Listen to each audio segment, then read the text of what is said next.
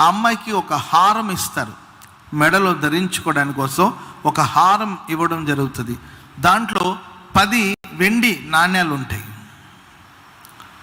ఒక అమ్మాయి వివాహానికి నిశ్చయం చేయబడిందంటే యూదుల ఆచార ప్రకారంగా వివాహ కార్యక్రమాలు ఎలా జరుగుతుందంటే, పెళ్లి కుమారుడు వెళ్ళి పెళ్లి కుమార్తెను చూస్తాడు. చూసిన తర్వాత నిశ్చయం చేసుకుంటాడు.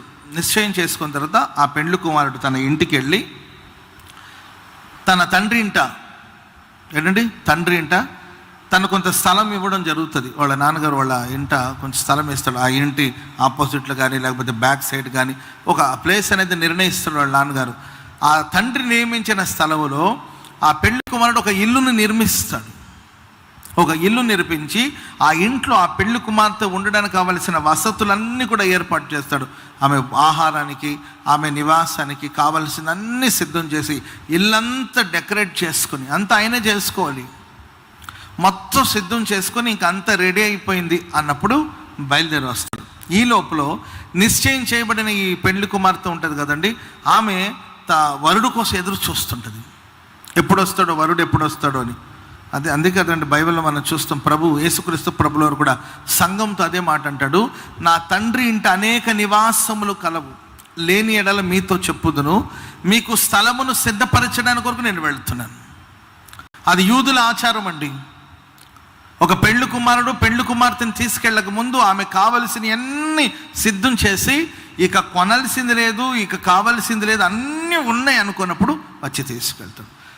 1000 సంవత్సరాల నుండి యేసుక్రీస్తు ప్రభువారు తన పెళ్లి కుమార్తె సంఘాన్ని ఉంచడానికి కోసం, తన పెళ్లి కుమార్తె సంఘం తనతో ఉండడానికి కోసం ఆయన పరలోకంలో నివాస స్థలాన్ని సిద్ధపరుస్తున్నాడు. అవన్నీ పూర్తి అయిన తర్వాత ఆయన పెళ్లి కుమార్తె సంఘం కోసం భూమి మీదకి వస్తాడు. అప్పటి వరకు పెళ్లి కుమార్తె వరుడు కోసం ఎదురు చూస్తూ ఉండాలి. ఈమె ప్రిపరేషన్లో ఆయన భార్య తను అలంకరించుకుంటుందని బైబిల్లో మనం చూస్తాం. పిల్లల యూదుల ఆచార ప్రకారం ఒక నిశ్చయం జరిగిన తర్వాత ఆమెకు ఒక హారం అనేది ఇస్తారండి. దానిలో 10 వెండి నాణ్యాలు ఉంటాయి. ఆ 10 వెండి నాణ్యాలు ఉండే ఆ ఒక హారం ఆమె ధరించుకొని ఉంటుందండి. వీటిలో ఏ ఒక్క నాణ్యం, ఏ ఒక్క కాయిన్, ఏ ఒక్క సిల్వర్ కాయిన్ మిస్ అయినా కూడా ఆమె వివాహానికి పనికిరాదు. నిశ్చయం అయిన తర్వాత ఆ హారం ఆమెకి ఇచ్చుంటారు. దాంట్లో ఏమాత్రం ఒకటి మిస్ అయినా పెళ్ళికి ఆమె అన్ఫిట్ అనమాట, ఇక పనికిరాదనమాట. ఆమెనికి స్వీకరించరండి వివాహానికి. కాబట్టి ఆమెకి ఇవ్వబడిన ఆ 10 వెండి నాణ్యాలు కలిగిన ఆ హారాన్ని జాగ్రత్తగా కాచుకుంటూ ముందుకు సాగవలసిన అవసరం ఉంటుంది. సో ఈ స్త్రీ దగ్గర 10 వెండి నాణ్యాలు కలిగిన ఈ హారం ఉందండి. ఆమె ప్రదానం చేయబడిన ఒక కన్యక, ఆమె వివాహం కోసం సిద్ధపరచబడుతున్న స్త్రీ. ఒక నాణ్యం పోగొట్టుకునిందండి. బైబిల్ సెలవిస్తుందండి, ఆమె దీపాన్ని వెలిగించి ఇల్లంతా ఊడ్చి పోగొట్టిన ఆ నాణ్యాన్ని మరలా ఆమె సంపాదించినట్లు బైబిల్లో మనం చూస్తున్నాం. ప్రియులరా, సిల్వర్ కాయిన్ గురించి మనం చూస్తే, సిల్వర్ విమోచనకు, వెండి అనేది విమోచనకు సాదృశ్యం. యేసుక్రీస్తు వారు తన ప్రశస్తమైన రక్తము చేత మనల్ని కడిగి పాపము నుండి, శాపము నుండి, అక్రమం నుండి మనల్ని విమోచించాడు, విడిపించాడు. సో దేవుడు మనల్ని విడిపించాడు కాబట్టి ఆ విమోచనే మనకు ఒక హారం.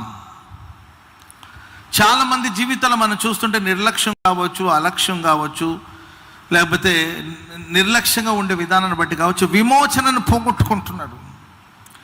దేవుడు వన్స్ మనల్ని పాపం నుండి, శాపం నుండి విడిపించాడు. కొంతమంది మరలా ఆ పాపానికి బానిసలుగా మార్చబడుతున్నారు.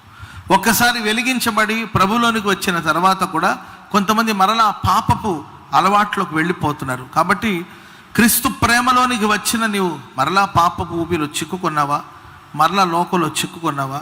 మనం వెతకవలసిందంటే, ఎక్కడ నేను పడిపోయాను, ఎక్కడ నా ఆత్మీయ జీవితం నేను పోగొట్టుకున్నాను, ఎక్కడ నా రక్షణ నేను పోగొట్టుకున్నాను, ఎక్కడ నా విమోచన నేను పోగొట్టుకున్నాను అని చెప్పి జాగ్రత్తగా మనం వెతకాలి. స్తోత్రం చెప్పండి అందరూ గట్టిగా గట్టిగా హల్లెలూయా చెప్పాలి, గట్టిగా హల్లెలూయా.